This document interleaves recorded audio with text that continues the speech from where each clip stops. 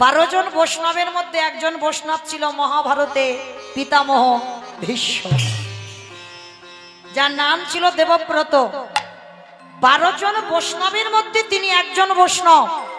তাহলে ভালো করে চিন্তা করে দেখেন বাবা, সেই বৈষ্ণব হয়েও যিনি আজীবন ব্রহ্মচর্য পালন করলো, বাবার সুখের জন্য নিজে সংসার করলো না। কি বাবা, এখানে যারা মহাভারত জ্ঞানী আপনারা জানেন, দেবব্রতের বাবা শান্তনু রাজা, তাই তো? আর মা ছিল দেবব্রতের মা গঙ্গা। হরি বল। কিন্তু গঙ্গা যখন চলে গেল, ওই সত্যবতী মাকে দেখে ভালো লেগেছিল। তখন দেবব্রত অনেক বড়, তা বাবা হয়ে ছেলের কাছে কি বলতে পারবে দ্বিতীয়বার বিয়ের কথা? পারল না। এক কর্মচারীর কাছে গল্প করে ফেলেছিল, সত্যবতী মাকে পছন্দ করেছে শান্তনু রাজা। আর যখনই বাবা কথাটা দেবব্রতের কানে গেল, দেবব্রত সোজা গিয়েছিল সত্যবতী মার কাছে। সত্যবতী মার কাছে গিয়ে বাবা সরাসরি একেবারে সত্যবতী মাকে মা বলে ডাক দিয়েছে। আর যখনই মা বলে সম্বোধন, সত্যবতী মা শোনা মাত্র চমকে উঠেছে। কে বাবা তুই? আমাকে মা বলে সম্বোধন করলি? বলে, মা তুমি তোমার মা, কারণ আমার বাবা তোমাকে একবারই দেখে পছন্দ করেছে, তাই তোমাকে তোমার মা হয়ে যেতে হবে। অসম্ভব, তোমার স্পর্ধা তো কম নয়। আমি যে যাব, তোমার বাবাকে যে আমি গ্রহণ করব, কিন্তু গ্রহণ করার পর ওই রাজত্বের রাজা তো তুমিই হবে, তাই অসম্ভব, এটা আমি কোনোদিন হতে দিতে পারি না। দেবব্রত বলেছিল, কথা দিলাম মা, তোমার গর্ভে যে আমার ভাইরা আসবে তারাই হবে এই রাজ্যে রাজা। সত্যবতী মা তবু কিন্তু বিশ্বাস করল না দেবব্রতের কথা।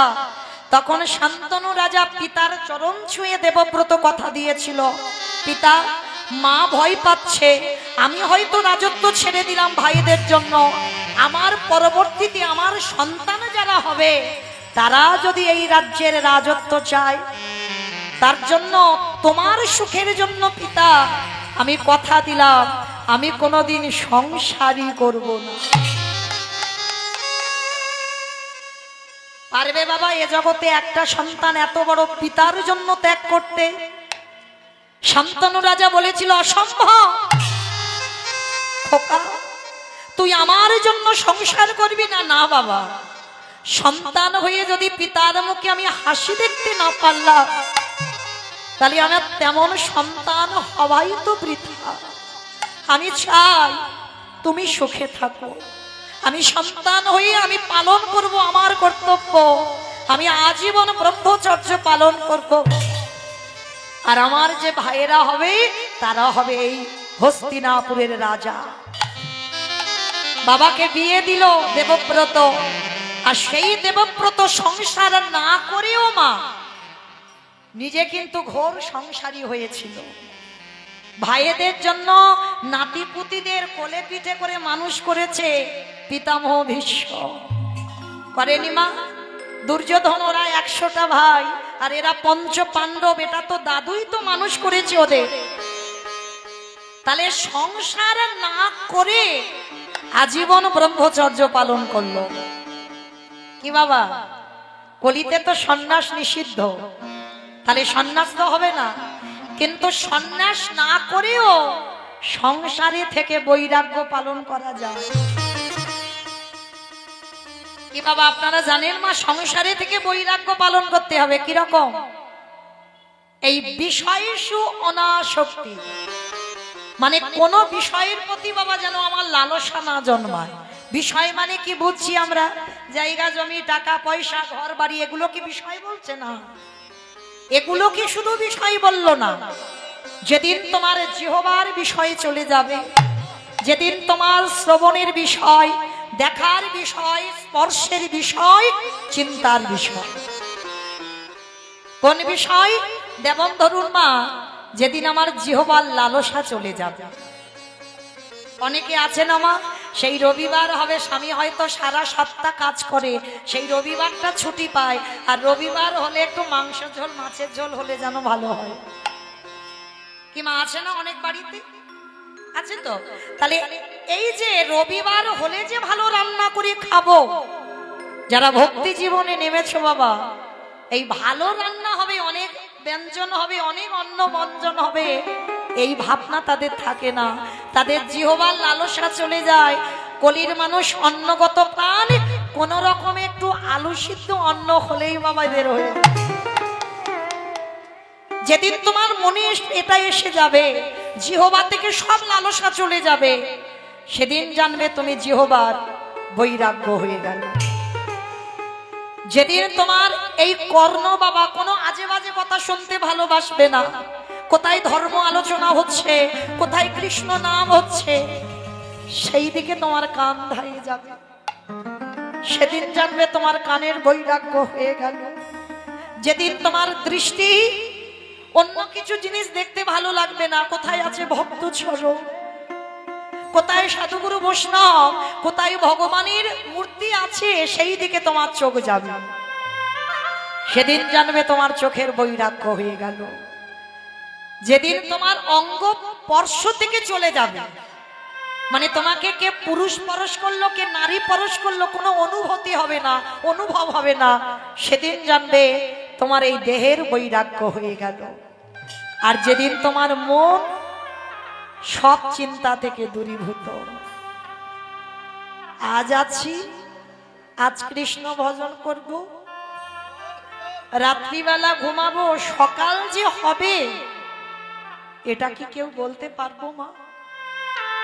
তাহলে কালকের চিন্তা ওটা কালকের হবে, যারা ভক্ত হয়েছো আজকের চিন্তা আজ। যেদিন তোমার মনের মধ্যে ওটাই এসে যাবে, তাহলে সেদিন তুমি জানবে তোমার মনেরও বৈরাগ্য হয়ে গেল। মহাপ্রভু বলছি এটাকে বিষয়সু অনাসক্তি, কোনো আসক্তি থাকবে না। তাহলে সংসারে থেকে তুমি মনে রাখবে তুমি বৈরাগী হয়ে গেছো। হরি বল। তো আজকে সেই দেবব্রত ভীষ্ম এত ত্যাগ করেও বাবা 58টা দিন সরসজ্জায়, ভাবতে পারছে? একটা দুটো দিন নয়, 58টা দিন।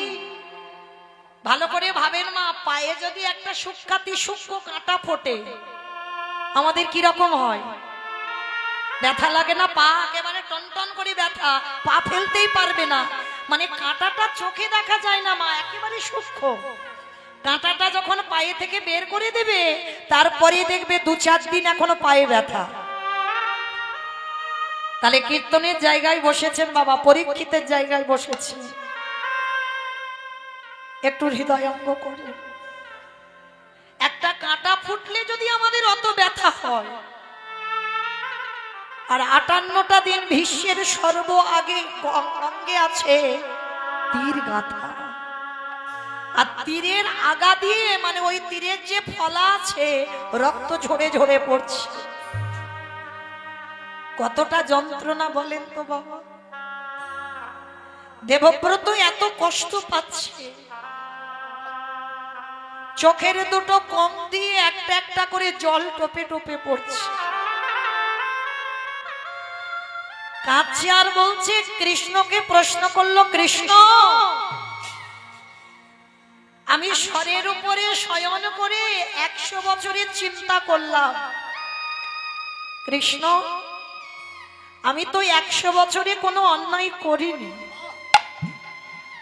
দেখবেন মা, এই যে কথাটা বলছি, কোনো মানুষ যদি কোনো অন্যায় অপরাধ করে থাকে কোনোদিন, সে যদি সারা জীবনে যদি অনুভব করতে না পারে, মৃত্যু শয্যায় পড়ে কিন্তু সে অনুভব করে, কেন আজকের আমার এই দুর্দশা হলো? নিশ্চয়ই আমি কোনো না কোনো দিন এমন একটা কর্ম করে রেখেছিলাম যার জন্য আজকের আমার জীবনে এতটা কষ্ট। দেবব্রত স্বরের উপরে শয়ন করে কৃষ্ণকে বলছে, কৃষ্ণ আমি সরসজ্জায় পড়ে 100 জনমের কথা ভাবলাম, আমি তো অন্যায় করিনি, কিন্তু কৃষ্ণ কোন অপরাধের জন্য আমার এই দুর্দশা? কি অন্যায় করেছিলাম, কি অপরাধ করেছিলাম। কথাটা শোনার সঙ্গে সঙ্গে ভগবান বলছে, পিতামহ 100 জনম যখন গেছো আর একটু আগিয়ে যাও, তাহলে তুমি বুঝতে পেরে যাবে। ভীষ্ম 101 জনমে চিন্তা করলো, আর যখনই চিন্তা করেছে বাবা দেখতে পেল পিতামহ ভীষ্ম সেই জনমে এক দেশের রাজা ছিল, আর রাজাদের একটাই কর্ম বাবা মৃগয়া শিকার। তা দেবব্রত সেই রাজা হয়ে 101 জনম আগে মৃগয়া শিকারে গেছে, আর মৃগয়া শিকারে গিয়ে বাবা হঠাৎ দেখে না রাস্তার উপরে একটা সর্প শয়নে আছে।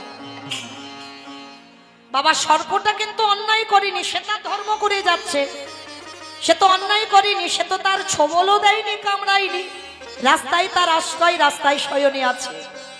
আর ওই রাজা কি করেছিল জানো, তীরের আঘাতে করে তুলে ওই সাপটাকে একেবারে ছুঁড়ে ফেলে দিয়েছিল। আর এমন করে ছুঁড়ে দিল একেবারে বাবা ফণি মনসা ছিল, সেই ফণি মনসার গায়ে গিয়ে সাপটা আটকে গেল। যারা দেখেছেন মা ফণি মনসা কত কাঁটা গায়ে, যখন সাপটা আটকে গেল প্রত্যেকটা সাপের গায়ে ওই ফণি মনসার কাঁটাগুলো ঢুকেছে, রক্ত ঝরে ঝরে পড়ছে। সর্পটা কেঁদে কেঁদে বলল, প্রভু আমি তো কোনো অন্যায় করিনি, আমি তো কোনো অধর্ম করিনি, বিনা অপরাধে আমাকে এইভাবে শাস্তি। আর মা সাপটা কাঁটাতে পড়েছে, বল সাপটা কাঁটাতে পড়েছে মানে কি সঙ্গে সঙ্গে মৃত্যু হবে? সাপের গায়ে থেকে রক্তগুলো পড়ছে। তখনই ওই সর্প কেঁদে কেঁদে বলেছিল, শোনো রাজন, একদিনে যদি আমি ভগবত সেবা করে থাকি, একদিনে যদি আমি আমার ভগবানকে ডেকে থাকি, আমি তোমায় অভিশাপ দিলাম, আমার মতো করে তোমারও একদিন এইভাবে সর্ব অঙ্গ থেকে রক্ত ঝরবে। আজ আমার অঙ্গে যেমন কাঁটা বিধি আছে, এই রকম করে তোমার অঙ্গে একদিন না একদিন কাঁটা বিধে থাকবে থাকবে থাকবে। যেই না স্মরণ করেছে বাবা পিতামহ ভীষ্ম চমকে উঠেছে। কৃষ্ণ হেসে বলল, কি ব্যাপার, মনে পড়েছে? পঞ্চ পাণ্ডব এসেছে, দাদুর এত কষ্ট হচ্ছে, আর ভীষ্মর তো ইচ্ছা মৃত্যু বাবা। বারবার দাদুকে বলছে, দাদু তুমি এবার মরে যাও, তোমার এই কষ্ট আমি আর দেখতে পাচ্ছি না, তুমি এবার মরে যাও। দেখবেন মা আমাদের ঘরেও যদি কেউ কষ্ট পায়, হয়তো অসুস্থ হয়ে বিছানা সজ্জা হয়েছে, ডাক্তার হয়তো বলে দিয়েছে একে রুগীকে নিয়ে চলে যাও, বেশি দিন আর থাকবে না। যখন রুগীটা খুব কষ্ট পায়, পায়খানা প্রস্রাব করে বিছানায়, আমরা আত্মীয় পরিজনরা ভগবানের কাছে বলি না, ঠাকুর এবার মানুষটাকে তুলে নাও। পিতামহ ভীষ্ম এতটাই কষ্ট পাচ্ছে, যুধিষ্ঠির বলছে, দাদু তুমি এবার মরে যাও। কারণ ভীষ্মর তো ইচ্ছা মৃত্যু বাবা, মনে করলে মরবি আর মনে না করলে মরবে না। যার জন্য পঞ্চ পাণ্ডব বলছে, দাদু তুমি মরে যাও। ভীষ্ম বলছে, আমি যে মরবো, আমি তো মরেও শান্তি পাবো না। কেন দাদু তুমি মরে শান্তি পাবে না? তোমার তো ইচ্ছা মৃত্যু, মরে শান্তি পাবে না কেন? বলে পাবো কি করে, আমি যে অন্যায় করে রেখেছি। কার কাছে? বলে কেন, তোমাদের দ্রৌপদী, দ্রৌপদীর কাছে ভীষ্ম ঘোর অন্যায় করে রেখেছে। কবে জানো মা? যেদিন কুরু সভায় দ্রৌপদীকে পণে রেখেছিল বাবা, পাশাখালায় পাণ্ডবরা যখন হেরে গেল, আর দ্রৌপদী তো তখন রজশালায় ছিল ঘরের মধ্যে। আর যখনই যুধিষ্ঠির মহারাজ সর্বস্ব দিয়ে দিল, তখনই দুর্যোধন দুঃশাসনকে আদেশ দিয়েছিল, যাও এক্ষুনি ঘরের মধ্যে গিয়ে দ্রৌপদীর চুলের মুষ্টাটা ধরে টানতে টানতে নিয়ে এসো। আচ্ছা বাবা, এই জায়গাটায় আপনারা কোনোদিন অনুভব করেছেন যে পক্ষে কৃষ্ণ রয় সে পক্ষের কি পরাজিত হয়? তাহলে যাদের সঙ্গে কৃষ্ণ থাকে তারা কেন পরাজিত হবে? তাহলে পাণ্ডবদের দলে যখন কৃষ্ণ রইল, তাহলে পাণ্ডবরা হারলো কেন পাশা খেলায়? কি বাবা, কুরুক্ষেত্রের মাঠ থেকে যাদেরকে জয়ী করে ফেরালো, পাশা খেলায় কি জয়ী করাতে পারতো না? এ প্রশ্নটা আমার নয় বাবা, আপনাদেরও নয়। দ্বারকায় কৃষ্ণ সখা উদ্ধব করেছিল। উদ্ধব কৃষ্ণকে প্রশ্ন করেছিল, সখা, দ্রৌপদী যে তোমার প্রাণ, যে তোমার জীবন, তাকে কুরুসভায় বিবেচনা করা হলো, ওটা নয় বাদ দিলাম, পঞ্চ পাণ্ডব তাদেরকেও তুমি পরাজিত করে দিলে কেন? তোমার এতটুকু হৃদয়ে কাঁদলো না? কেন তুমি ওদের পরাজিত করে দিলে? ভগবান তখন হেসে বলছে, উদ্ধব, তুমি উত্তম প্রশ্ন করেছ। যে প্রশ্নটা এতদিন সবার মনে জাগেনি, যেটা তোমার মনে জেগেছে। উদ্ধব, একটা কথা মনে রেখো ভাই, আমি সবকিছু সহ্য করি, ভক্তের দুটো বস্তু সইতে লাগে। এক হলো বাবা ভক্তের অহংকার, আর একটি বস্তু হলো কোন ভক্তের চোখের জল। ভগবান বললেন, যদি জলে দিয়ে আমায় ডাকে, আমি তোর হৃদয়টা গলে যাই, আমি থাকতে পারি না। আর অহংকার করে যদি কেউ একবার ডাকে, আমি সারা জীবনের মতো তার অহংকার মাটিতে মিশিয়ে দিই। তার প্রমাণ তো পাণ্ডবরা। কারণ বাবা, যখন পাশা খেলা হবে, যখন ঘোষণা হলো না, তখন দুর্যোধন এসে প্রস্তাব দিয়েছিল, আমি ভালো খেলতে পারি না, আমার হয়ে আমার শকুনি মামা খেলবে। আর সেই জায়গাতে দাঁড়িয়ে যুধিষ্ঠির অহংকার করে বলেছিল, দুর্যোধন, তুমি খেলতে পারো না, তাই তোমার মামা খেলবে, কিন্তু আমি তো খেলতে পারি, আমার কারোর প্রয়োজন লাগবে না। ভগবান যখনই কথাটা শুনেছে, সঙ্গে সঙ্গে চমকে উঠেছে। ভগবান দাঁড়িয়ে দাঁড়িয়ে চোখে এলো জল। যুধিষ্ঠির, একবার তো তুমি বলতে পারতে, দুর্যোধন তোমার হয়ে যখন শকুনি মামা খেলবে, আমার হয়ে আমার বাসুদেব কৃষ্ণ খেলবে। তুমি যদি একবার বলতে, তাহলে কি আজকে তোমাদের এই দুর্দশা হতো? তাহলে তোমার অহংকারের জন্য, এমনকি যুধিষ্ঠির বলছে আমার বাসুদেব কৃষ্ণ এখানে থাকবে না, এত বড় অহংকারের কথা। আমার কৃষ্ণ দয়াময় বলছে, ঠিক আছে যুধিষ্ঠির দাদা, আমি এর আশেপাশেই থাকবো না, আমি এখান থেকে বেরিয়ে যাচ্ছি, তোমরাই খেলো, যেহেতু তোমরা খেলতে জানো। আর দুর্যোধন খেলতে জানে না, ওর হয়ে ওর মামাই খেলো। ভগবান তো অভিমান করে চলে গেল গো। যার জন্য যুধিষ্ঠির জায়গা জমি ঘর বাড়ি টাকা পয়সা সোনা দানা সব দিয়ে দিল, শেষে চার ভাইকে বাজিয়ে দিল, শেষে নিজেও বাজি রেখে দিল। আর যখন কিছু ছিল না, শেষ সম্বল ছিল দ্রৌপদী, দ্রৌপদীকেও বাজি রাখলো। যখনই দ্রৌপদীকে বাজি রাখলো, এটাই তো চেয়েছিল দুর্যোধন। দুঃশাসন ঘরে গিয়ে দ্রৌপদীর চুলের মুষ্টিটা ধরে টেনে আনলো কুরুসভায়। আর কুরুসভায় একটা নারীকে দাঁড় করিয়ে সবার প্রথমে তার বক্ষের কাপড়টাকে ধরেছিল। মনে রেখো বাবা, অত বড় মহাভারতের যুদ্ধটা হলো শুধু কিন্তু একটা নারীর অপমানের বদলা নেবার জন্য। এই নারী শুধু ভোগের নয় বাবা, নারী ভজনের, নারী সাধনা, নারী আরাধনা। যে যেমন ভাবে চালনা করে, কেউ যদি মনে করে নারী ভোগে, তার কাছে ভোগে, কিন্তু নারী সাধনা, নারী ভজনে। দ্রৌপদী সভার মাঝখানে দাঁড় করিয়েছে, রথী মহারথীরা পঞ্চ পাণ্ডব, দাদু ভীষ্ম, দ্রোণাচার্য সব দাঁড়িয়ে আছে। দ্রৌপদী প্রথমে করজোড় করে দাদু ভীষ্মের কাছে গেল। দাদু, তুমি কিছু তো বলো, কারণ আমাদের এই বংশে তুমি সব থেকে বয়স জ্যেষ্ঠ।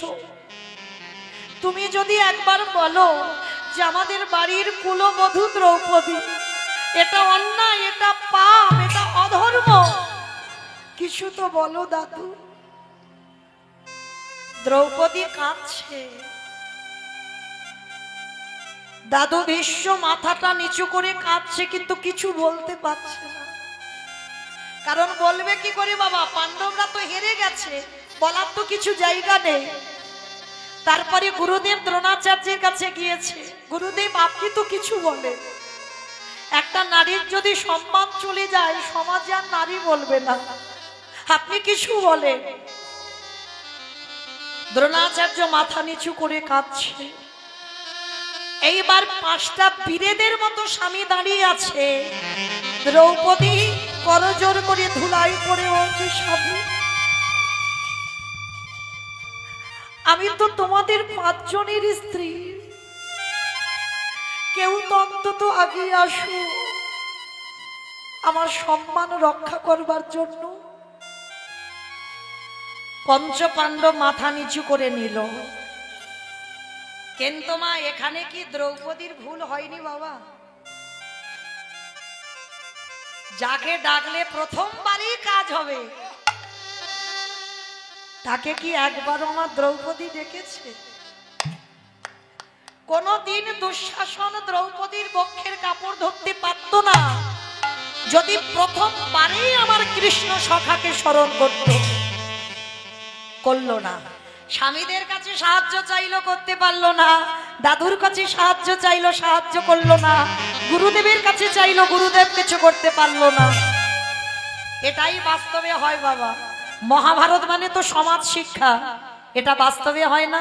দেখবেন আপনার জীবনে যদি কোনো দুঃখ, কষ্ট, অভাব, অনটন, শোক, দুঃখ লেগে যায়, সবার প্রথমে দেখবেন আত্মীয়, পরিজন, বন্ধু বান্ধব সবার কাছে বলে বেড়ালেন। আর কেউ যখন তোমার সাহায্য করতে পারলো না, সব শেষে ভগবানের চরণ দুখানা দড়িয়ে ধরে। এটাই দ্রৌপদী প্রমাণ করলো, সমাজকে শিক্ষা দিল। দ্রৌপদীকে যখন কেউ সাহায্য করলো না, তখন দ্রৌপদী কেঁদে বলে উঠলো, ও তার মানে তোমরা শুধু আমাকে দেখবে আমি অপমানিত হব? বেশ, তাহলে এতক্ষণ আমি যাকে ডাকিনি, আমারই ভুল, আমারই অন্যায়। এইবার আমি একবার তাকে ডেকে দেখি। সে যদি মনে করি আমি সবার মাঝখানে বিবস্ত্র হব, তো তাহলে তার ইচ্ছাতে তাই হবে। দ্রৌপদী একটা কাপড় বক্ষে ধরিয়াছে, এক হাত দিয়ে লাগিয়ে দিল, হে ব্রজেন্দ্র নন্দন কৃষ্ণ দেখা দাও। ভগবান আসছে না। হে দ্বারকাধিপতি কৃষ্ণ দেখা দাও, আসছে না। হে গোলকপ্রতি কৃষ্ণ দেখা দাও। এতবার করে দ্রৌপদী ডাকছে কুরুসভায়, আমার ভগবান আসছে না। দ্রৌপদী রেগে গিয়ে বলে উঠলেন, ও তার মানে তুমিও চাইছো একটা নারীর সম্মান চলে যাক? বেশ, তাই হোক। এইবার দেখি তুমি কি করে দাঁড়িয়ে থাকতে পারো। তুমি যখন চাও আমি বিবস্ত্র হই, তাই হবে। এইবার কাপড়টা ছেড়ে দিই, একবার ডাকি দিল, হে প্রাণপতি দেখা দাও, হে প্রাণপতি দেখা দাও, হে প্রাণপতি দেখা দাও, হে প্রাণপতি দেখা।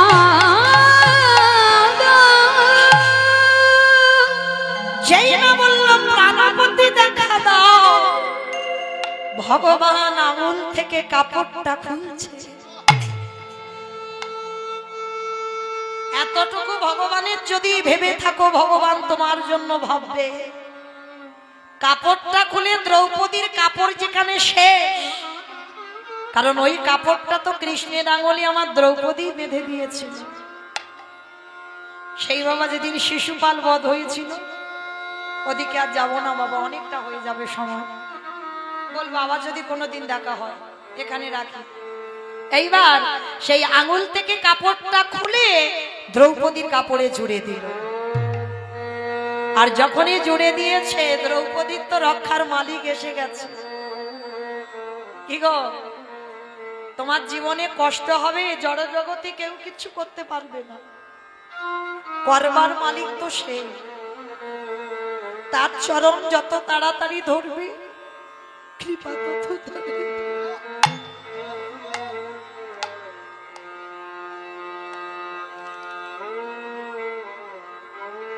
এইবারে যেই না দ্রৌপদী দেখছে কৃষ্ণ দাঁড়িয়ে কাপড় দিচ্ছে, দ্রৌপদী জিজ্ঞাসা করল, সখা তুমি আসতে এত দেরি করলে কেন গো? ভগবান চোখের জলটা মুছে বলে, সখী আমি দেরি করিনি, তুমি আমায় ডাকতে দেরি করেছো। আমি তো সবার দরজায় দাঁড়িয়ে আছি, শুধু ডাকার অপেক্ষা। যে জন একবার কায় মনোবাক্যে নয়ন জলে একবার কৃষ্ণ তোমার গোলাম বলে ডাকে, আমি পৃথিবীর যেখানে থাকি না কেন, আমি তৎক্ষণাৎ তার হৃদয় ঘরে প্রবেশ করি। নিতাই গৌর হরি বল। আচ্ছা সখা, আমি তো 3 বার ডাকলাম, তুমি এত দেরি করলে কেন? বলে আচ্ছা সখী, তুমি 3 বার কি কি বলেছো বলো? বলে কেন? আমি প্রথমে বলেছি ব্রজেন্দ্র নন্দন কৃষ্ণ দেখা দাও। আচ্ছা সখী, কোথায় হস্তিনাপুর আর কোথায় বৃন্দাবন, আসতে টাইম লাগবে না? ও আচ্ছা, তারপরে কি বলেছো? হে দ্বারকাধিপতি কৃষ্ণ দেখা দাও। কোথায় হস্তিনাপুর আর কোথায় দ্বারকা, 3 দিনের পর, আসতে টাইম লাগবে না? তারপরে কি বলেছো? হে গোলকপতি কৃষ্ণ দেখা দাও। কোথায় হস্তিনাপুর আর কোথায় গোলক, টাইম লাগবে না? ও তাহলে সখা 3 বারের ডাকে তুমি এলে না, 4 বারের ডাকে কেন এলে? বলে সখী তুমি বড্ড বোকা, 4 বারে তুমি কি বলে ডাকলে বলো? বলে কেন 4 বারের মাথায় আমি বললাম প্রাণপতি দেখা দাও। দ্রৌপদী একেবারে ভেবে দেখিলে না, কোথায় তোমার প্রাণ আর কোথায় তোমার হস্তিনাপুর। যখনই তুমি প্রাণপতি দেখা দাও বলে ডাকিলে, আমি ভগবান হয়ে কি আর থাকতে পারি? আবার নববীরা ভক্তিতে শেষে বললেন আত্মনিবেদন। আরে যেজন একবার আমার চরণে বসে একবারে 2 বাহু উত্তোলন করে আত্মনিবেদন করতে পারে, আমি ভগবান হই। আমি পৃথিবীর যেখানে থাকি না কেন, আমি ভক্তের ডাকে আমি প্রভু ছুটে যেজন আমার চরণে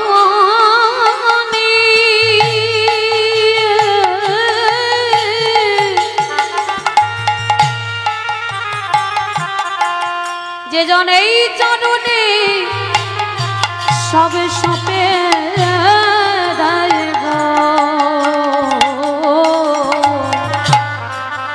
আমি তার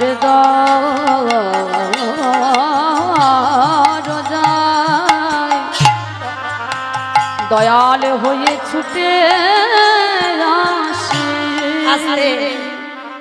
তাই পিতামহ ভীষ্ম দ্রৌপদীর কাছে অন্যায় করেছিল। দ্রৌপদী প্রশ্ন করেছিল, দাদু ও দাদু, আজকে তুমি সরসজ্জায় পড়ে আমার 5 স্বামীদের ধর্ম কি করে চালনা করতে হয়, রাজ্য কি করে চালনা করতে হয় তুমি শেখাচ্ছ।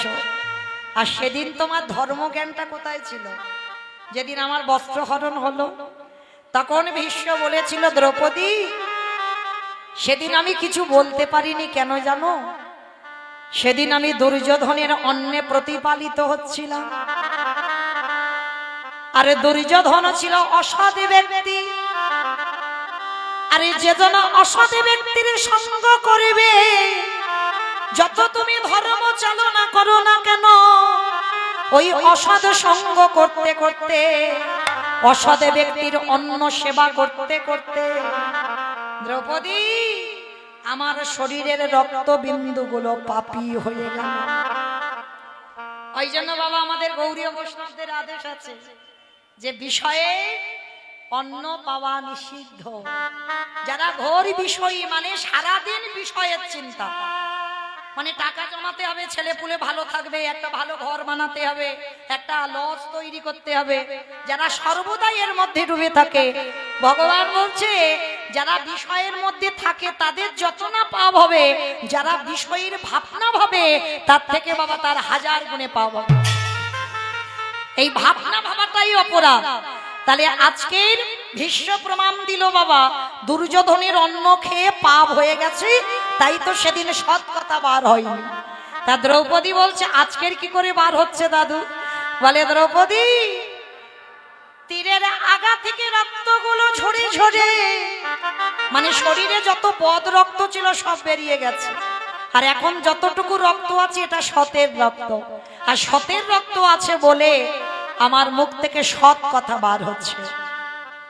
এইবার দাদুকে তো ক্ষমা করে দিল বাবা। দাদু মরতে পারছিল না কেন?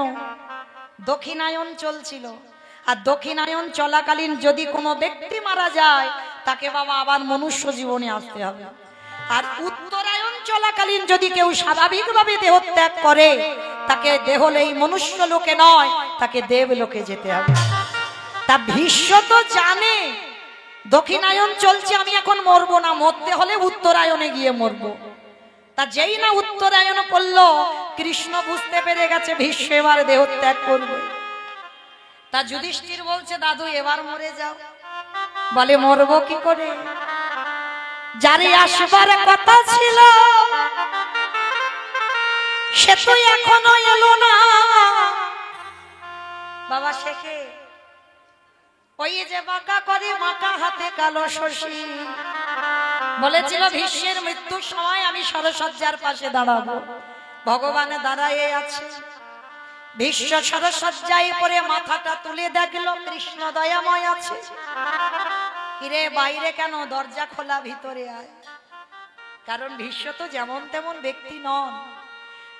তা যেই না কৃষ্ণ এসে দাঁড়িয়েছে, কৃষ্ণ এসে প্রথমবারই প্রশ্ন, ভীষ্ম আমি জানি তুমি এবার চলে যাবে, বলো তুমি আমার কোন রূপ দেখতে চাও? তুমি তো দেহত্যাগ করবে, তুমি আমার বৃন্দাবনের কৃষ্ণ রূপে দেখবে, না মথুরার কৃষ্ণ রূপে দেখবে, না দ্বারকার কৃষ্ণ রূপে দেখবে? বলো কোন রূপে তুমি দেখতে চাও? ভীষ্ম কেঁদে বলল কৃষ্ণ দয়াময়, একান্ত যদি তুমি আমার রূপে দেখাতে চাও, বৃন্দাবনের কৃষ্ণ রূপে দেখতে চাই না, আমি মথুরার কৃষ্ণ রূপে দেখতে চাই না, আমি দ্বারকার কৃষ্ণ রূপে দেখতে চাই না। ও মা, সবাই তোমার বৃন্দাবনের রূপটা দেখে, গোপবেশর বেণুকর শ্যামে নবকৈশোর নটবর নরলীলা হয় তাহার স্বরূপ, ওই রূপটা তো দেখবে। আর তুমি বলছো ওই রূপ দেখবে না, তাহলে কোন রূপ দেখবে বলো? বলে কৃষ্ণ যেটা দেখতে চাইবো দেখাবি। কেন দেখাবো না দাদু? আমি কথা দিয়েছি তোমায় যাবার সময় আমি রূপ দেখাবো। ঠিক আছে, তাহলে একবারে দেখা কৃষ্ণ। ওই বৃন্দাবনের কৃষ্ণ নয়, মথুরার কৃষ্ণ নয়, দ্বারকার কৃষ্ণ নয়, তাহলে কোন কৃষ্ণ আবার? বলে কেন কৃষ্ণ? ওই কুরুক্ষেত্রের রণাঙ্গনে ওই যে অর্জুনের সারথি হয়ে তুই যে ঘোড়ার লাগাম সামনে ধরে রইলি, অর্জুনের মাথায় ছাতা রইল কিন্তু তোর মাথায় ছাতা রইল না। অর্জুন বসে আছে উপরে, তুই দাঁড়িয়ে আছিস নিচে। আমি সত্য ত্রেতা দাপরেতে দেখলাম প্রতিটা যুগে যুগে ভক্ত ভগবানের নিচে বসে কাঁদে। আরে কুরুক্ষেত্রের রণাঙ্গনে আমারে দেখে কি মনে হলো জানিস? তুই যেন অর্জুনের রাতের সারথি হই আমারে ভগবানে বসে ওই ভক্তের পায়ে আমি ওই রূপে মন ও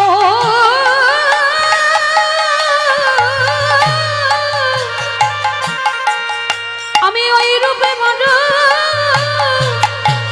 বড় ভালোবাসি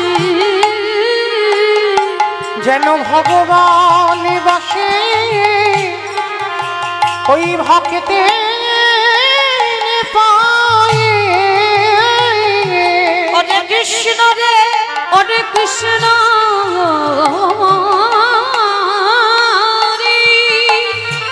আগত কলিযুগে যদি আমার একজন ভক্ত অর্জুনের মতো পদ অবলম্বন করে মায়া মোহ সব ত্যাগ করে তোর চরণ আশ্রয় করে কৃষ্ণ রে তুই তারে দরজাতে দাঁড়ায়ে থাকবি। যে জনের রঙা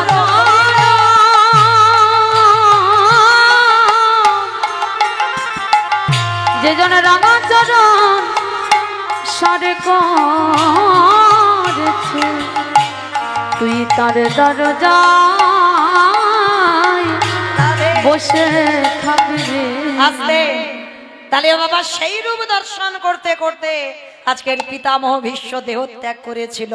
তাহলে এইটুকু শুনলাম কেন না, এই ভীষ্মের চরিত্র শুনে বুঝলাম বাবা এত বড় বৈষ্ণব হয়েও কর্মফল তাকে ছাড়েনি। ছেড়ে কি বাবা? ছাড়েনি। তাহলে ভগবান নিজে নিজেকে ছাড়লো না, রাধারানীকে ছাড়লো না, নিজের মাকেও ছাড়লো না। দেখো অমাইরা আর কথা হবে না, এবার একটু আমি বলবো আপনারা শুনবেন কেমন। কৃষ্ণ কলিযুগে গৌর হয়ে এলো, সারা নদীয়ার মাটি থেকে হিন্দু কে মুসলমান, পশু পাখি কীট পতঙ্গ মানব দানব খেচর খেচরি কে নারী কে পুরুষ ভেদাভেদ করলো না। যারে দেখতে পাচ্ছে তার চরণ দুখানা জড়িয়ে ধরে বলছে তোরা কৃষ্ণ বল। কিন্তু ভগবান হয়ে বাবা সবাইকে নাম দিচ্ছে, সবাইকে বলছে তোরা কৃষ্ণ বল, তোরা হরি বল, কিন্তু একজনকে একবারের জন্য বলেনি তুমি কৃষ্ণ নাম করো। সে কে না ভগবানের মা শচী ঠাকুরানী। তাহলে এখানে আমাদের তো জানার বিষয়, ভগবান জাতি বিচারও করলো না, সবাইকে প্রেম দিল, সবাইকে নাম দিচ্ছে, কিন্তু নিজের মাকে কেন একবারও বলছে না মা তুমি হরি নাম করো। তা দাদা নিতাই চা আমার মহাপ্রভুর কাছে গিয়ে করজোর করে বলছে ভাই একটা কথা জানতে চাই। কি কথা? আচ্ছা ভাই, এই নবদ্বীপের অলিতে গলিতে যাকে দেখতে পাচ্ছিস ছোট বড় বিচার করছিস না, তুই সবাইকে নাম দিচ্ছিস, কিন্তু ভাই একবারও আমাদের মাকে কেন হরি নাম করতে বলছিস না, মাকে কেন নাম দিচ্ছিস না? তা নিমাই হেসে বলছে দাদা হাজার বড় যদি তুমি বলো আমি আমার মাকে তো নাম দিতে পারবো না। কেন পারবে না? অন্যায়টা কি অপরাধটা কি? বলে দাদা কেউ যদি জগতে আমার কাছে অন্যায় করে আমি ক্ষমা করে দিই। কে বলছে? ভগবান বলছে যদি কেউ ভগবানের কাছে অন্যায় করে অপরাধ করে ভগবান বলছে আমি ক্ষমা করে দিই। কিন্তু এক জায়গায় যদি কেউ অপরাধ করে ফেলে ভগবান কোনো জন্মেই তাকে ক্ষমা করে না। সে জায়গাটা কোনটা? বৈষ্ণবে দাঁড়িতে যদি হয় ক্ষুদ্র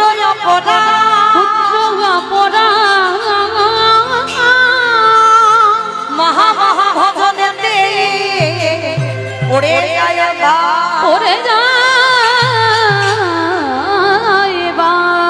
বৈষ্ণব দেখে যে বানানো হয় মুন্ড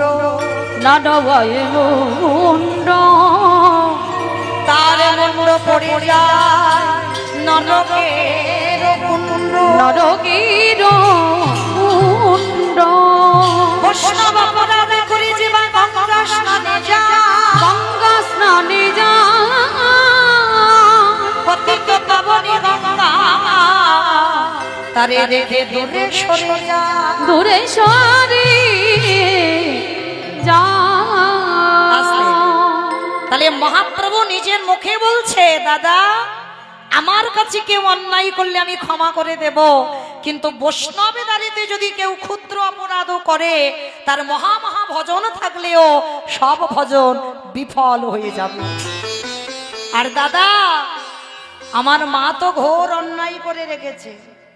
নিতাই চাঁদ বলছে, ভাই তুই কি বলছিস? তোর মা সাধারণ কারণ মা নয়, তোর মা অপরাধ করেছে আবার বৈষ্ণব চরণে? বলে, হ্যাঁ দাদা, সেটা মা নিজে জানে না, নিজের অজান্তে বৈষ্ণব অপরাধ হয়েছে। বাবা ঠাকুর এই জায়গাটা খুব মন দিয়ে শুনবেন, অজান্তেও বৈষ্ণব অপরাধ হয়, মানে নিজে জেনে শুনে নয়। দেখবে বাবা, ওই জন্য লক্ষ্য রাখতে হবে আমি সঙ্গটা কাদের করছি। অপরাধ নেবেন না, এটা শাস্ত্র বিধান দিচ্ছি, আমি সঙ্গ কার করছি। যদি সতের সঙ্গ করো তো সৎ হবে, আর যদি তুমি অসৎ পথ ধরো, অসৎ সঙ্গ করো, যত তুমি সৎ চরিত্রবান হও না কেন, ওই অসতের সঙ্গ করতে করতে একদিন তুমি বাধ্য হবে ওই অসৎ পথে যেতে। যদি বলো কেন এটা মৌমিতা বলছে, না আমার কথা নয় বাবা, গ্রন্থের বাইরে একটা কথা বলবো না। দেখেন একটু মিলিয়ে, নবদ্বীপের মাটিতে শ্রীবাসের ঘরে যখন জানালা দরজা বন্ধ করে নিমাই হরি নাম করেছিল, মানে সকাল থেকে বিকাল পর্যন্ত বহিরঙ্গ ভক্তদের নিয়ে হরি নাম, আর অন্তরঙ্গ তাদের নিয়ে বাবা রস আস্বাদন করেছিল। শ্রীবাসের দরজা জানালা বন্ধ করে রাত্রিবেলা রস কীর্তন। আর তাতে নবদ্বীপের সমাজেরা কি করেছিল জানো? ব্রাহ্মণ সমাজরা রেগে গেল, নিমাই হরিনাম করবে করো, কিন্তু দরজা জানলা বন্ধ করে করবে কেন? হরিনাম করবে করুক, এই যে আমাদের হরিনাম হচ্ছে উচ্চ স্বরে, কি বাবা এটা তো বহিরঙ্গ না, কিন্তু রসকীর্তন যদি এখানে গাওয়া হয় হরি বল সবাই উঠে ফাঁকা হয়ে চলে যাবে।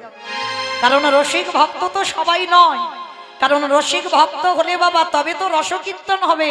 তাই চৈতন্য মহাপ্রভু বললেন, আমি তো নারী পুরুষ একাকারে কীর্তন করি, ওইখানে তো রসকীর্তন হবে না। তাহলে রাত্রিবেলা যখন কীর্তন হতো রাধারানীর প্রেম তত্ত্ব নিয়ে, তখনই ওটাকে বলা হয় রসকীর্তন। আর ওই জন্য ওই কীর্তন শোনার অধিকার সবার নেই। শ্রীবাসের ঘরে দরজা বন্ধ থাকতো। তো সেই যে নবদ্বীপে বাচস্পতি তর্কলঙ্কা, ওরা সব আলোচনা করলো হরিনাম হোক, কৃষ্ণ নাম হোক, কিন্তু কিসের জন্য জানালা দরজা বন্ধ হবে? বলে ভাই দেখতে তো হয়, তাহলে নিশ্চয়ই নিমাই হরিনাম করে না, ও শ্রীবাসের ঘরের ভিতরে বসে নিশ্চয়ই কোনো অভিসন্ধি টন্ধি চলছে। কি বাবা, এখন যেমন দুষ্টু লোকের অভাব নাই, তখনও ছিল না, তখনও আরো বেশি ছিল। এখন যদি বা একটু কম, তখন আরো বেশি ছিল নবদ্বীপের ব্রাহ্মণ সমাজ। এইবার তারা কি করেছিল জানো? ছুটে গিয়েছিল সেই চপল গোপালের কাছে। মানে প্রথমে তো কাজীর কথা বলা হয়েছিল, কিন্তু কাজী তো সারাদিনে 1 লক্ষ নাম জপ করে। বলে তারপরে বলা হয়েছিল জগাই মাধায়ের কথা, বলে তারা তো সারাদিনে 2 লক্ষ নাম জপে। বলে ওরা তো নিমাইয়ের ভক্ত হয়ে গেছে, ওরা তো কিছু করতে পারবে না, তাহলে করবে কে? বলে চলো আমরা চপল গোপালের কাছে যাই। ভালো করে শুনবেন বাবা, গোপাল কিন্তু নিজের ইচ্ছাতে বৈষ্ণব অপরাধ করেনি। গোপাল তো ভবতারিণী সেবা করত, মা কালী ভক্ত ছিল, দিব্যি সে মাকে নিয়ে আরাধনা করত।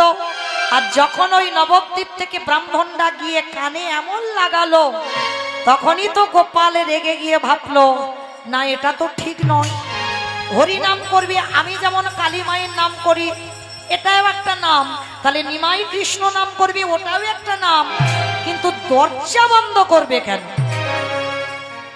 আর এই ব্রাহ্মণদের প্ররোচনায় পড়ে গোপাল কি করলো? রাতের অন্ধকারে মদের হাঁড়ি, ছাগলের মাথা আর জবার মালা, রক্ত, চন্দন, সিঁদুর শ্রীবাসের দরজার ধারে ছড়িয়ে দিয়ে। কেন হলো না? সবাই যেন সকালবেলা দেখতে পায় নিমাই যে হরিনাম করে, শ্রীবাস আসলে বৈষ্ণব নয়, শ্রীবাস রাত্রিবেলা মদ খায়, বলি দেয়, এটা জানবার জন্য গোপাল করেছিল। আর যখন আমার মহাপ্রভু অন্তরে জানতে পারলো, সেই মহাপ্রভুর অভিশাপে কি দশা হলো গোপালে, সর্বাঙ্গে ভরে গেল গলিত কুষ্ঠ ব্যাধি।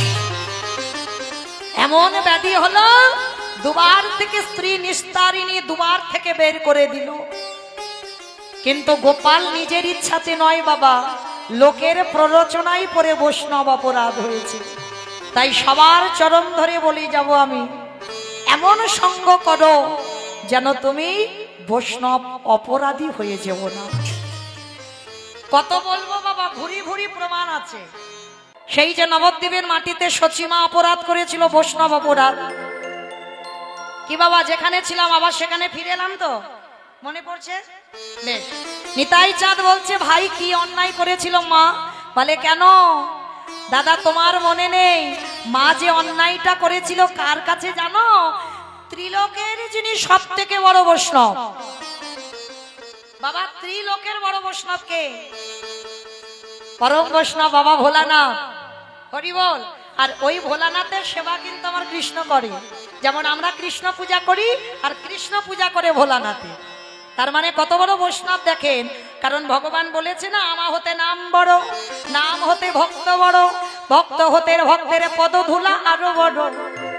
তাই তো ভক্তের চরণ সেবা করে ভগবান। তা সেই যে যিনি ভোলানাথ, কলিযুগে অদ্বৈত আচার্য গোসাই, আর সেই অদ্বৈত আচার্য গোসাই বাবা একটা অপরাধ করেছিল। কি অপরাধ জানো? সচিমার কোলে যে ভগবান আসবে সেইটা চিনবার জন্য সচিমার কোলে যে কটা ছেলে মেয়ে হয়েছিল সব কটাকে প্রণাম করেছিল। প্রথমে 8টা মেয়ে হলো, 8টা মেয়েকে প্রণাম করলো, সচিমার কোলে বসেই মরে গেল। নবম গর্ভে বিশ্বরূপ এলো, তাকে প্রণাম করলো, 16 বছর বয়সে সন্ন্যাসী হয়ে চলে গেল। আচ্ছা বাবা, আপনারাই বলেন, ওই লোকটার প্রণামে যদি 8টা মেয়ে মরে যায়, বড় ছেলে চলে যায়, মায়ের ভয় হবে না? তার মানে নিমাইকে প্রণাম করলে নিমাইও চলে যাবে। বাবা দরকার নেই, ওকে আমার বাড়ির ধারে কাছে আসতে দেব না। কারণ বাবা এই অদ্বৈত আচার্যের কত শক্তি জানো? একটুখানি বলি। জানো, অদ্বৈত আচার্যের ছোটবেলার নাম ছিল কমলাক্ষ। এই কমলাক্ষ একদিন মার সঙ্গে গিয়েছিল নবদ্বীপে বেড়াতে। আর বেড়াতে গিয়ে দেখছে মা একটা কালী মন্দির আছে। আর কালী মন্দিরটা দেখে মা নাভা দেবী কমলাক্ষকে বলছে, বাবা একবার প্রণাম কর মাকে। তা কমলাক্ষ বলছে, ও মামা প্রণাম করব না। কেন করবি না? বলে, ও মা যদি আমি প্রণাম করি তাহলে মূর্তি এক্ষুনি দ্বিখণ্ডিত হয়ে যাবে। তা মা বলছে, তুই কি নিজেকে বড় সাধক মনে করিস? হ্যাঁ, তুই প্রণাম করলে মূর্তি ভেঙে যাবে? বলে, হ্যাঁ সত্যি বলছি। কিন্তু বাবা যার মন্দির সে এসে বলছে, রেগে গেছে, কমলাক্ষ তোর এত বড় নিজে নিজে এত অহংকার যে তুই প্রণাম করলে আমার পাথরের বিগ্রহ ভেঙে যাবে? বলে, হ্যাঁ। তবু বলছিস? হ্যাঁ, ওই প্রণাম কর। বলে, ঠিক আছে করছি, কিন্তু তবে যদি ভেঙে যায় আমাকে কিন্তু বকাবকি করবে না। বলে, ঠিক আছে বকবো না, তুই প্রণাম করে কই ভাঙ। অমাইরা অদ্বৈত আচার্যকে বাবা ভোলানাথ আর মাকে প্রণাম করবে, মা নিতে পারবে প্রণাম? তা যেই না বাবা যাচ্ছে গুটি গুটি পায়ে, ছোটবেলার কমলাক্ষ, এরা জগতে তো চেনে না, মা কি চিনবে না নিজের স্বামীকে? ঠিক চিনতে পেরে গেছে। তা যেই না গুটি গুটি পায়ে যাচ্ছে কমলাক্ষ, আর গিয়ে মার পায়েতে এখনো মাথাটা দেয়নি, মানে সবে দিতে যাবে, সঙ্গে সঙ্গে একেবারে মাঝখান থেকে মূর্তিটা, কালী মূর্তিটা দ্বিখণ্ডিত। সব তো অবাক হয়ে গেল নবদ্বীপে। দৈববাণী করলো, ভবতারিণী মা, প্রাণনা তোমার সাহস হলো কি করে তোমার মাথাটা আমার পায়ে ঠেকানো? বলে, প্রিয়ে আমি ঠেকাতে চাইনি, ওরা তোমায় চিনতে পারেনি, আমি কি করব বলো? তাহলে জড় জগতে যখন এসেছি তাদের মতো তো আমার একটু চলতে হবে, ওদের জন্য আমি প্রণাম করতে গেলাম, আমায় ক্ষমা করে দাও, আমায় ভুল হয়েছে, আর জীবনে ভুল করব না। তাহলে সেই কমলাক্ষ যিনি অদ্বৈত আচার্য, কত শক্তি! সচিমার 8টা মেয়েকে প্রণাম করেছে, একটা একটা করে মরে গেল। বড় ছেলেকে প্রণাম করেছে, সন্ন্যাসী হয়ে গেল। এইবার ছোট ছেলেটাকে প্রণাম করবে, মানে নিমাইকে। আর নিমাইকে প্রণাম করবে বলে অদ্বৈত ঘরে সবে একটা পা, মা বারান্দায় দাঁড়িয়ে বলছে, দাঁড়া, এক পা বাড়াবি না। সবাই তোকে বলে তুই অদ্বৈত, কিন্তু আমি তোকে অদ্বৈত বলবো না, তুই হলি দ্বৈত। হয়ে গেল বাবা। একজন বৈষ্ণবকে দ্বৈতের সঙ্গে তুলনা করলো, আর তাতে কি হলো? বৈষ্ণব অপরাধ। সেই দিন থেকে মা অপরাধী হয়ে আছে। আর আজকে যেই না নিতাই চাঁদ মাকে বলল, মা অনুভব করেছে সত্যি তুমি অপরাধ। এইবার অদ্বৈত আচার্যের কাছে গিয়ে ক্ষমা চাইলো, আর যেই না ক্ষমা করে দিল, এইবার দুই ভাই দাঁড়ে দাঁড়িয়ে হরি নাম করতে বেরিয়েছে। হরি বল। তাহলে মায়েরা ভালো যদি বাঁচতে হয়, আমার ভগবানের চরণ আশ্রয় করো সকাল সকাল। কেন? শিশুকালে কৃষ্ণ ভজে কৃষ্ণ পাবার আসে, কৃষ্ণ পাবার আসে। অগো যৌবনে কালে কৃষ্ণ ভজে আসে বা না আসে, আসে বা না আসে। অগো বৃদ্ধ কালে কৃষ্ণ ভজে জমে তখন আসে। এই কথাটা বাবা খুব গুরুত্বপূর্ণ কথা। ভজন করতে হবে সকাল সকাল। আবার বলছে কুড়ি ফুলে গোবিন্দ সেবা হবে না বাবা। কোন দিকে যাবে ভক্ত? কুড়ি ফুলে সেবা হবে না, আমার বলছে সকাল সকাল ভজন করতে হবে। কুড়ি ফুল সম আমাদের বাল্যকাল। দেখবেন ছোট ছোট বাচ্চাদের সামনে বসাবে, ওরা কীর্তন শুনছে, কিন্তু বাবা ওদের মধ্যে অত অভিজ্ঞতা নেই বা কীর্তন অত বোঝে না। বাবা মা এসেছে, সঙ্গে এসেছে, বসে আছে, কিন্তু বোঝে কি কিছু? ওটা কুড়ি ফুল, ও সেবায় লাগে না। কারণ বাবা আমরা তো সেই ধ্রুবের মা হতে পারলাম না, প্রহ্লাদের মা হতে পারলাম না, কারণ ওরাই পেয়েছিল বাবা কুড়ি ফুলে গোবিন্দ সেবা। 5 বছরে ধ্রুব পেয়ে গেল, 5 বছরে প্রহ্লাদ পেয়ে গেল, কারণ আমরা সেরকম মাটি হতে পারিনি যে আমাদের ফসল 5 বছরে কৃপা পাবো। তাহলে আর বলছে বাসি ফুলে তো সেবাই হবে না বাবা। বাসি ফুল সম আমাদের বৃদ্ধকাল। একেবারে বার্ধক্য দশা, দন্ত পড়ে যাবে, চামড়া আলগা হবে, কেশ পেকে যাবে। কি মায়েরা, তখন যদি স্নান করে ঠাকুর ঘরে গিয়ে আহ্নিক করতে বসো, শরীর অলস, ও ফুল তো গোবিন্দ সেবায় লাগবে না, দন্ত পড়ে যাবে, হরিবোল হবে না, উচ্চারণ হচ্ছে হবিবোল, ওটা সেবায় লাগবে না। তাহলে সেবা দেবে কোন ফুল? আজকের ফোটা ফুল, যে ফুল গাছে ফুটেছে ওই ফুল গোবিন্দ চরণে দাও। আর ফোটা ফুল সম আমাদের যৌবন কাল। ভগবান বারবার বলছে আমি যৌবন বড় ভালোবাসি। কোন যৌবনের কথা বললো বাবা? ভগবানকে ভালোবাসতে গেলে যেদিনে তোমার 10টা ইন্দ্রিয় সতেজ থাকবে, ভগবানকে ভালোবাসতে গেলে 10 ইন্দ্রিয় দ্বারা গোবিন্দ সেবা দাও, তবেই তোমার সেবার সার্থকতা হবে। যেদিনে তোমার চরণ তীর্থে যেতে পারবে, যেদিনে তোমার দুটো হাত গোবিন্দ সেবায় লাগবে, যেদিনে তোমার কান কৃষ্ণ নাম শুনবে, জিহ্বায় কৃষ্ণ নাম উচ্চারণ হবে, নয়নে গোবিন্দ দর্শন হবে, সেদিনই তুমি জানবে তোমার এই যৌবনকালে সেবা হচ্ছে। যার জন্য বাবা গোবিন্দ আমার যখন মথুরায় চলে গেল, রাধারানী কেঁদে কেঁদে বলেছিল, সজনী রে 100 বছর আমারে বধূবারে ব্রজে ফিরিল না, আমার কি মনে হয় জানি আমার বধূ এমন সম্পদে পেয়েছি যে সম্পদে ফেলে আমার কাছে আর কোনোদিন ফিরিবে না। কিন্তু ললিতা রে যেদিন আমার বধূ এই ব্রজে ফিরে আসবে, সেদিনে যদি আমার দেহে যৌবন না থাকে, বল বল সজনী রে আমি কি দিয়ে গোবিন্দ আমি সেবা দিব? আমার বধূ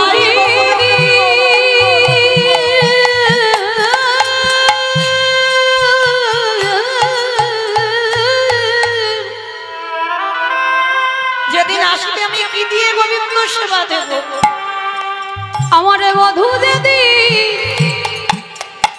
এই ব্রজে আসবে,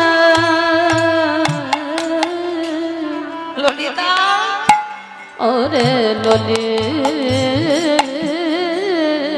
তারে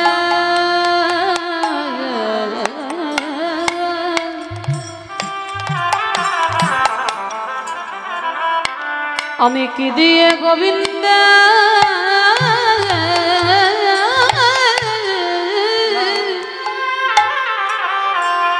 বলো সেবা করিব। তাহলে চলো আজকের আমাদের যোগ একবার আসে, আর সে যোগ যদি বিয়োগ হয়ে যায় আর যোগে ফিরে আসে না।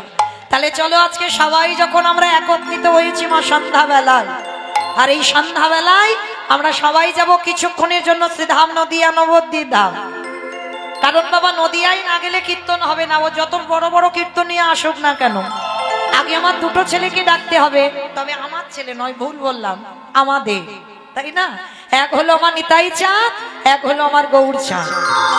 আগে দুটো ছেলেকে ডাকতে হবে, তারপরে কীর্তন হবে। কেন? চৈতন্য চরিতামৃত গ্রন্থে কবিরাজ গোস্বামী পাদ লিখেছে, সংকীর্তন পিতা শ্রীকৃষ্ণ চৈতন্য, সংকীর্তন যজ্ঞে তারে যেই ভজে সেই বড় ধন্য। তাহলে কীর্তনের প্রারম্ভে বাবা সবার মঙ্গলের জন্য, শুধু এ বাড়ির নয়, এ কীর্তন হচ্ছে সবার। তাহলে সবার মঙ্গলার্থে আজকে আমরা যাব নদিয়ায়। কি মা সবাই নদিয়ায় যাবে তো? হাই ভগবান, সবাই যদি চলে যায় তাহলে কীর্তন হবে কাকে নিয়ে? কি গো, সবাই চলে যাবে না? এক্ষুনি যদি তুমি যেতে চাও, তোমার স্বামীর অনুমতি লাগবে, ছেলে বৌমার অর্ডার লাগবে, তারপরে যেতে পারবে। কিন্তু একজন বাবা, তার অনুমতি লাগে না, খুব স্বাধীন। বলো তোমার শেখে মন, মন মন হচ্ছে স্বাধীন। কারণ একে কৈফিয়ত দিতে হয় না, কারোর কাছ থেকে অনুমতি নিতে হয় না। কারণ বাবা যত ফ্লাইটে তুমি দ্রুত যাও না কেন, মনের থেকে দ্রুত নয়। এক্ষুনি চোখটা বন্ধ করে মনে করো আমি বৃন্দাবনে বাঁকে বিহারী লালকে একবার দেখবো, মন সেখানে চলে যাবে না? হ্যাঁ, ওই যে বারবার পর্দাটা টেনে দিচ্ছে না, মন সেখানে চলে গেছে। মনটাকে বলো একবার মায়াপুর ইস্কনে আরতিটা দর্শন করে আসি, মন চলে যাবে। সুরধনী গঙ্গায় স্নান করে আসি, মন চলে যাবে। চলো একটু কুম্ভ মেলায় ডুব দিই। কি বাবা, মনটা এমনই একটা জিনিস, সেখানে চলে যাবে। তাহলে দেহগুলো সব এখানে থাক, সংসার। আবার ভুল বললাম, শুধু ভুল বলে ফেলছি। শুধু আমাইরা আমরা সংসার করছি, আমরা অনেকে বলি না আমরা সংসার করছি না। বলে ভাই তুমি সেজেছ, সারের কিছু বোঝো না। যেদিন সার হবে সেদিন তুমি আর এখানে থাকবে না। কারণ আমরা সবাই এখানে সেজেছি, সার নয়। সার কখন হবে? সারটা তো তখনই হবে, আমাইরা ঢেকি দেখেছো?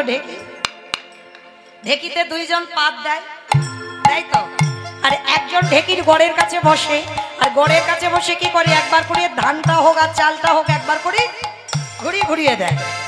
ওর একটা তাল আছে মা, বেতালে কিন্তু ঢেকিটা পড়ে না, একটা তালে তালে পড়ছে। আর একজন গড়ের কাছে বসে একবার করে ঘুরিয়ে দিচ্ছে। আর ঠিক সেই সময় স্বামী এসে বলছে, হ্যাঁ গো গিন্নি, কাজ তো করে যাচ্ছে সকাল থেকে, রান্না বান্না করেছো? কাজে তো যাব।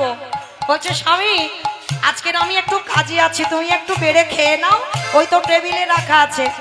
স্বামীকে বলে দিল। আবার একটু পরে ছেলে এসে বলছে, আমা স্কুলে যাব তো, জামা কাপড় কই? বলে বাবা কাজ কিন্তু বন্ধ হয়নি। বলে বাবা আমি তো কাজ করছি, দেখতে পাচ্ছিস, আল্লাহতে আছে, একটু পরে চলে যা। এতগুলো কথা বললো মা, বলো তোমার মনটা কোথায় আছে?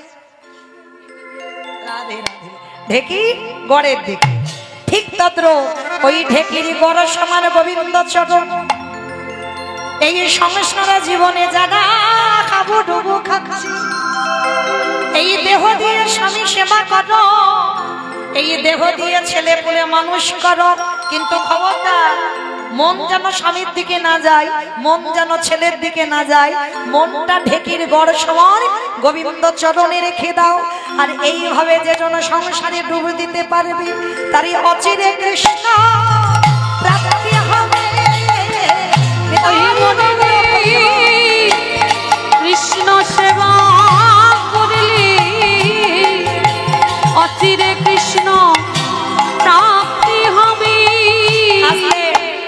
তাহলে মায়েরা চলো আমরা এখন সংসার করছি, সার হয়নি।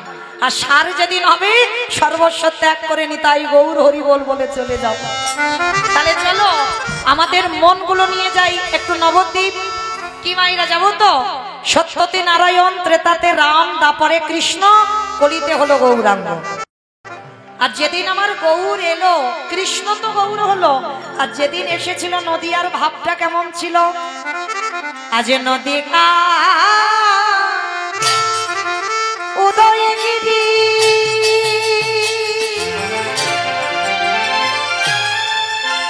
পরিণ চন্দ্র গগর ওই নদিয়া উদয়গিরি। রাধে, আমায়রা কীর্তন শুনতে গেলে তো একটু কাজ করতে হবে, জানো তো কাজগুলো কি কি? আচ্ছা আগে বলো তো, আমার চিনতে টিনতে অসুবিধা হচ্ছে না তো? হ্যাঁ, বাহ, দেখেছো মনে আছে। তাহলে 1 বছর আগে আমি রিহার্সাল দিয়ে গেছি, তাই তো? বাহ, কত মনে রেখেছি, হরি বল। তাহলে মায়েরা, আমি চেনা বলা ভুল, আমার এই দাদা ভাই আগের বছর এনেছিল, আবার এই বছর এনেছে, তার মানে আমি আপনাদের চেনা মানুষ, কাছাকাছির মানুষ। তবে মা, চেনা বলে যেন চরণ থেকে ঠেলে দিও না, একটু চরণে রেখো, কেমন? কারণ সবাই তো চলে গেল, আমি পড়ে রইলাম একা। তো চলো, আজকের ভগবানের কীর্তন শুনতে গেলে 3টে বস্তু রিহার্সাল দিয়ে গেছি 1 বছর আগে।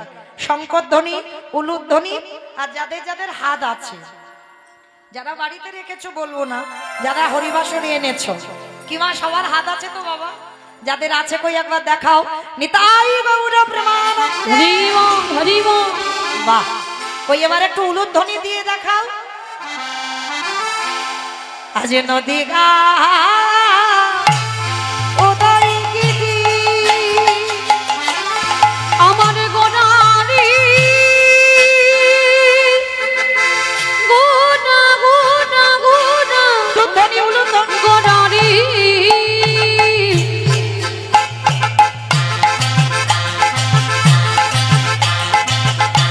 গোনা গোনা গোনা গোনারি গোনা গোনারি।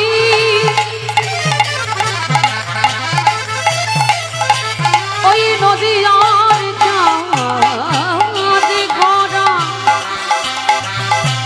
আমার কানে ওরা।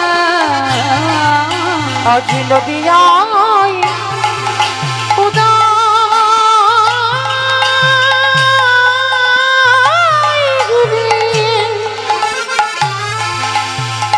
আরে পূর্ণ চন্দ্র আমাদের গৌরে হারি কৃপা করি হইল ওরা। আজ কৃপা করে হইল আজি কৃপা করে হইল আজ সোনার নদিয়ায় গৌর উদয় হলো। সোনার নদীতে গৌরোদয় হলো। ওই না নদীর জীবী উদ্ধারিতে ওই নদীতে উদয় হলো। কৃষ্ণ প্রেমে প্রচারিতে ওই নদীতে উদয় হলো। ওই না মানব জনম ধন্য করে ওই নদীতে উদয় হলো। ওই রাধা প্রেমে আশ্বারিতে ওই নদীতে উদয় হলো। হরি হরি হরি বলে নদীতে উদয় হলো। হরি হরি হরি বলে নদীতে উদয় হলো। নদীতে উদয় হলো। আজি কৃপা করে হইল উদয়। আছে নিতাই যারে দেখে তারে বলে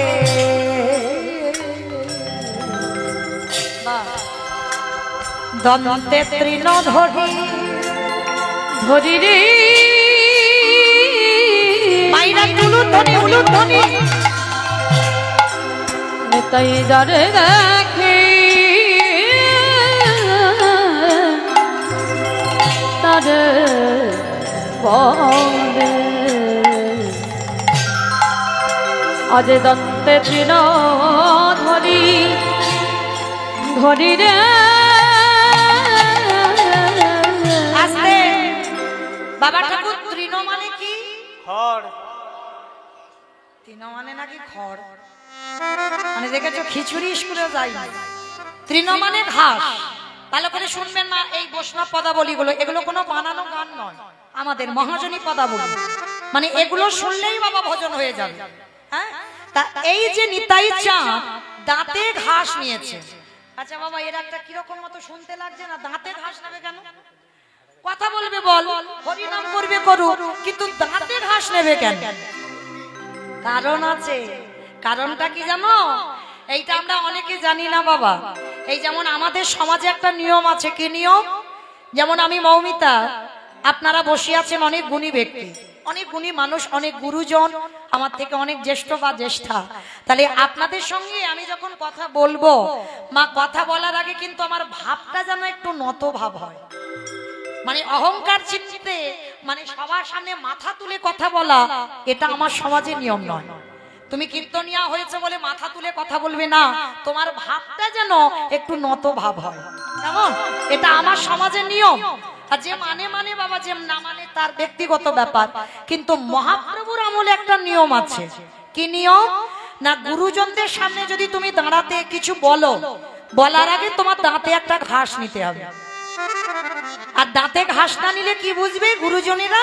যে কথাটা সত্যি বলছি বা কথাটা বিনতার সহিত বলছে। তা নিতাই চাঁদ দাঁতে একটা ঘাস নিয়েছে।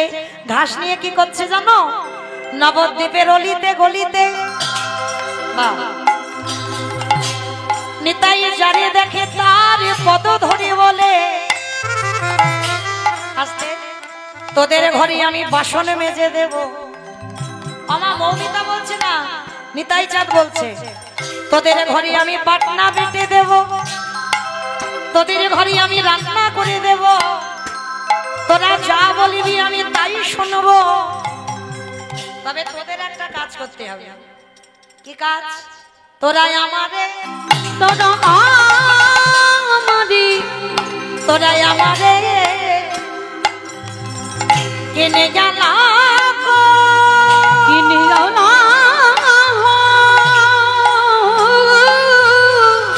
আস্তে, মাইনে দিতে হবে না, আমার পয়সা করে কিছু লাগবে না। পাটনা বেটে দেবো, রান্না করে দেবো, কাপড় কেচে দেবো, ঝাড়ু দিয়ে দেবো, সব দিয়ে দেবো। কিন্তু তার বিনিময়ে তোদের একটা কাজ করতে হবে। কি কাজ? বলো গৌর হরি হরি রে বলে আমারি আমারি কিনে না পাল গৌর হরি হরি রে। আসলে আমার নিতাই চাঁদ আপনাদের এই জায়গাটার নাম কি? সুখদেবপুর। বেশ, তোমার নিতাই চাঁদ আপনাদের সুখদেবপুরে এসেছে। আমার এসে কি করছে জানো? পাইকারি বলে পাইকারি, ভালো করে শুনবেন, পাইকারি পাইকারি। বাবা একটা কথা বলছি, দুটো মানে হচ্ছে কিন্তু একটু অনুভবের বিষয়। প্রথমে বলেছি কীর্তন মানে নারকেল, পাইকারি পাইকারি। আস্তে। আচ্ছা বাবা, এই যারা আমরা চাষবাস করি মাঠে ঘাটে, ফসল তুলে যখন এক জায়গায় দেওয়া হয় তাকে আমরা কি বলি? সেল বলি, সেল। সেল বলি, পাইকারি। বেশ, নিতাই চাঁদ হরিনামের ডালাটা নিয়ে আপনাদের এখানে এসেছে। এসে কি করছে জানো? পাইকারি বলে পাইকারি, বলি পাইকারি বলে পাইকারি। আর একটু ভাবেন, একটু পেয়ে যাবেন। পাইকারি পাইকারি বলি পাইকারি পাইকারি। একটা পাইকারি আর একটা পাইকারি। কি গো? মানে পাইকারি মানে এক জায়গা দিয়ে দিচ্ছে, আর একটা মানে হচ্ছে হরিনাম যে দেব। পাইকারি, এই হরিনাম দেব পাইকারি, এই হরি নাম দেব পাই কাঁদি আস্তে শেষে বাবা নিতাই চাঁদ বিরক্ত হয়ে গেছে। সারা হরিবাসুরি ঘুরে ঘুরে দেখছে কোথায় দেব কোথায় দেব কোথায় দেব, পাচ্ছে না লোক। শেষে এক জায়গা ঢেলে দিয়েছে। কোথায় জানো বাবা? দোকানে। ওই দোকানে, ওই দোকানে, ওই দোকানে। আমার পানের দোকান, ফুচকা দোকান, মুদিখানা দোকান, জিলিপি দোকান, কোন দোকানে দিল? আইসক্রিম দোকানে। আইসক্রিম দোকানে দিল। কোথায় বাবা? বাহ, কীর্তন বোঝে দোকানে, এই দোকানে, এই দোকানে, এই দোকানে।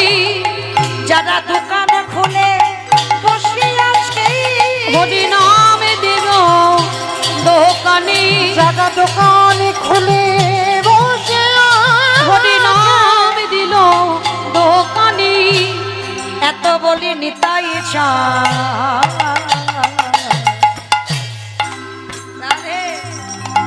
ঘুমে গড়ি যায়, যায় রে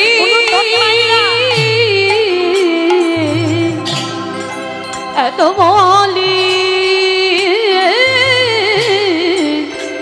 নিতাই চাঁদ। দেখো ঘুমে গড়ি যায়, যায় রে। দেখো দেখো সোনার ওই সোনার সবাইরা অঙ্গটা যেন কাঁচা সোনা বেটে দিয়েছে। আচ্ছা সোনার সোনার পর্বত যেন, পর্বত যেন হই না ধুলা তেলো লুটাই রে।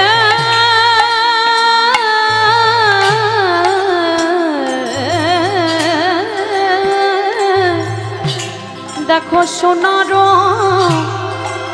পর্বত যেন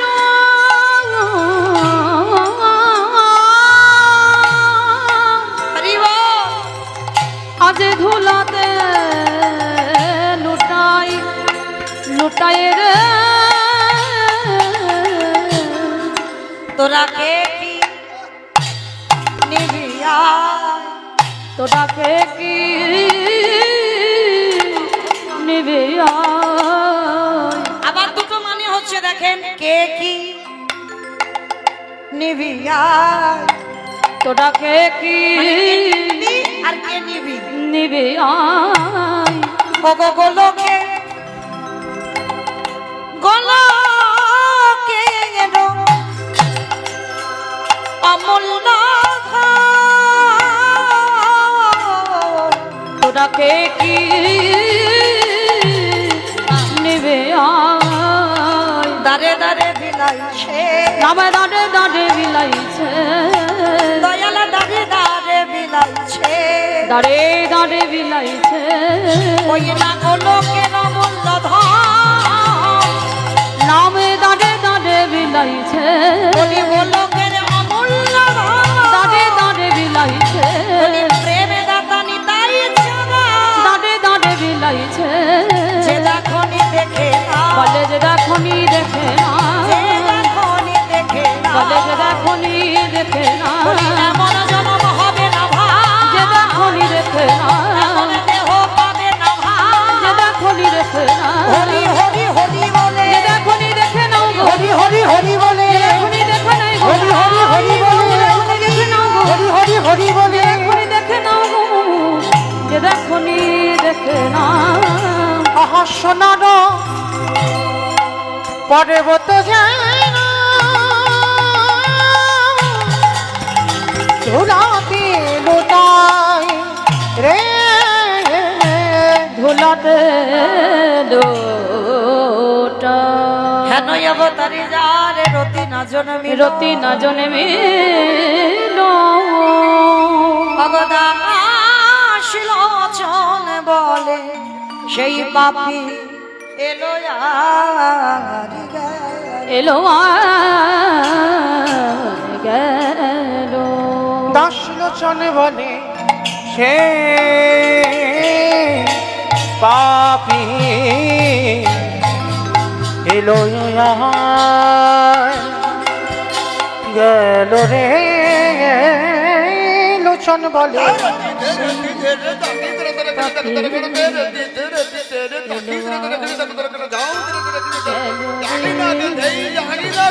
বলি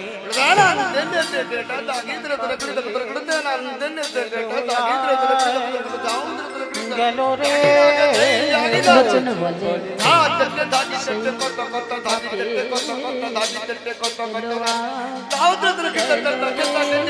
দাস লোচন বলে সেই পাপি এলো আর গেল রে লোচন বলে সেই পাপি নিতাই গৌর প্রেমানন্দে দাস লোচন বলে সেই পাপি এলো আর গেল রে লোচন বলে সেই পাপি এলো আর গেল রে দাস লোচনে বলে সেই পাপি। জনিতাই চলুন এবার আমরা সবাই যাবো একটু বৃন্দাবন। এতক্ষণ নবদ্বীপে যখন ছিলাম ভক্তদের কথা অনেক শুনলাম, কই একবার সবাই মিলে বলেন তো গৌর সুন্দরী কি ধ্বনিটা হলো কি এটাও জয়, মানে একেবারে ভাবে ডুবে গেছে, মানে বুঝতে পারছেন আমি কি বললাম, ওদিকে খেয়াল নেই, হাত তুলতে বলেছি তুলে দিল। আমাইরা এই হচ্ছে ভগবানের প্রতি প্রেম, মানে শূন্য কিছু বুঝতে চাইলেন না, হাত তুলতে বলেছি আত্মনিবেদন, এরকম হলেই কৃপা হবে। আচ্ছা চলো তাহলে আমি বললাম ধ্বনিটা হলো কি হলো না, একটু প্রেম সে দিতে হবে, এত জুড়ে দাও কত দূর যাবে? কিপারামপুর আর গোতলাহাট। কি মা যাবে? গোতলা যাবে? কিপারুমপুর যাবে? এক মাথায় নেড়ে দিয়েছে যাবে, তার মানে খুব বিশ্বাস আছে ভগবানের প্রতি, তাই না? এ জন্মে নাই বা যাক, কিন্তু কোনো না কোনো জন্মে আমার ধ্বনি যাবে, এই বিশ্বাসটা রাখতে হবে।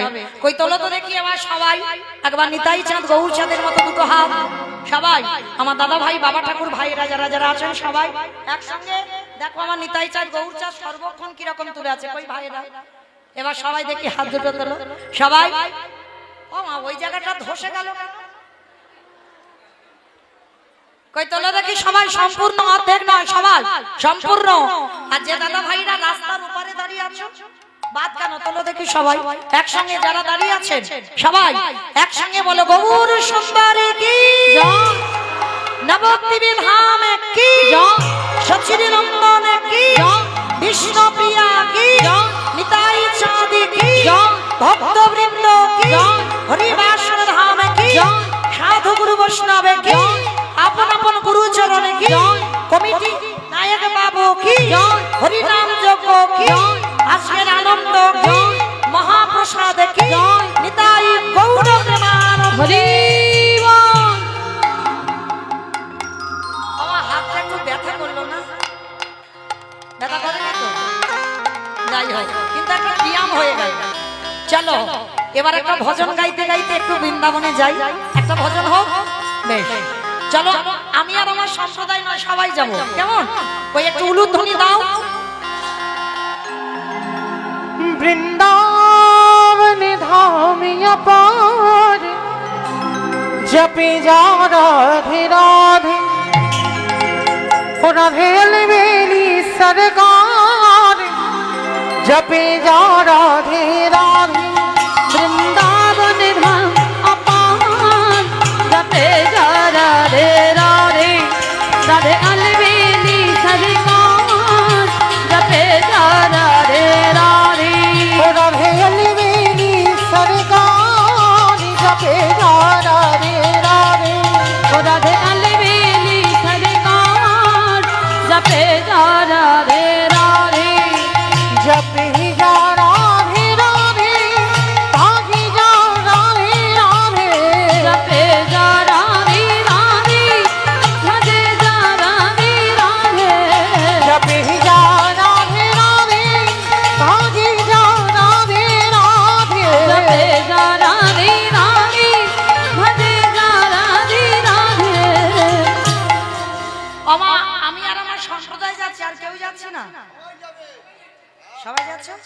বেশ, তাহলে একটু কাজটা তো করতে হবে।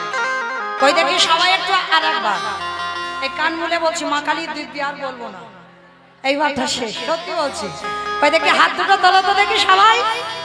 বাহ, একসঙ্গে তালে তালে করো, তালি দেবে কেমন সবাই। तू वृंदावन में आया राधा नाम लगायो तू वृंदावन में आलो राधा नाम लगा लो तू वृंदावन में आया राधा नाम लगायो वृंदावन में आलो राधा नाम लगा लो तेरे जीवन की धिकार जपे जा राधे राधे राधे अलविदा जपे राधे राधे রাধे রাধे राधे राधे राधे राधे राधे राधे राधे राधे হাতগুলো পড়ে গেল কেন?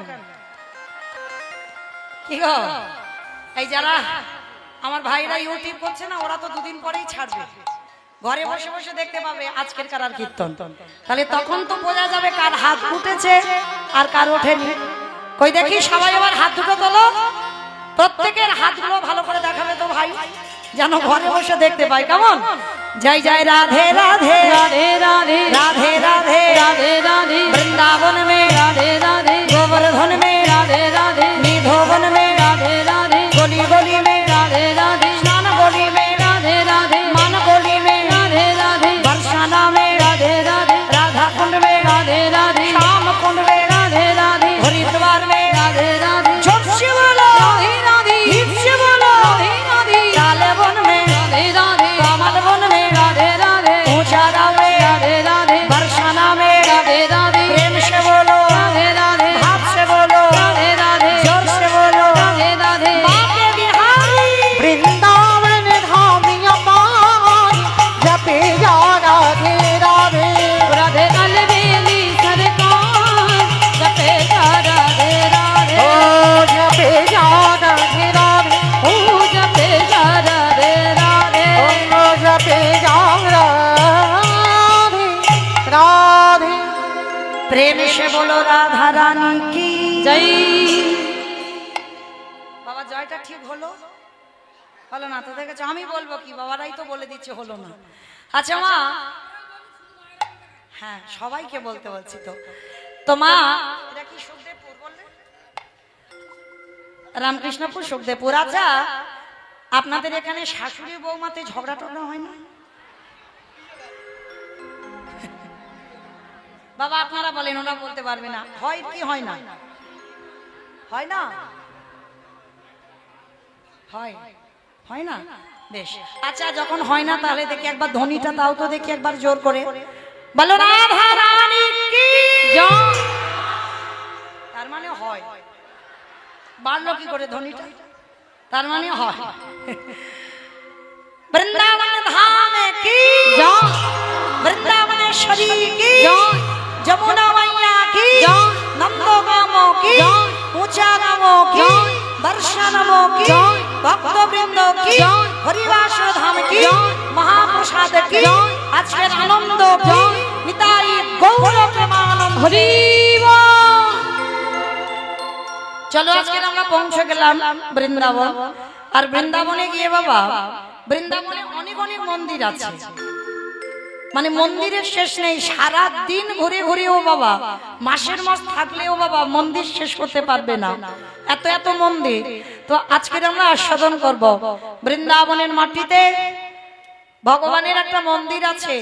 সে মন্দিরে গেলে বাবা সব সময়ের জন্য তো ভিড় থাকবে, আর একবার করে ওই পর্দাটা টেনে দেয়, অনেকক্ষণ ধরে তুমি ভগবানকে দেখতে পাবে না। বাঁকে বিহারী লালের মন্দির।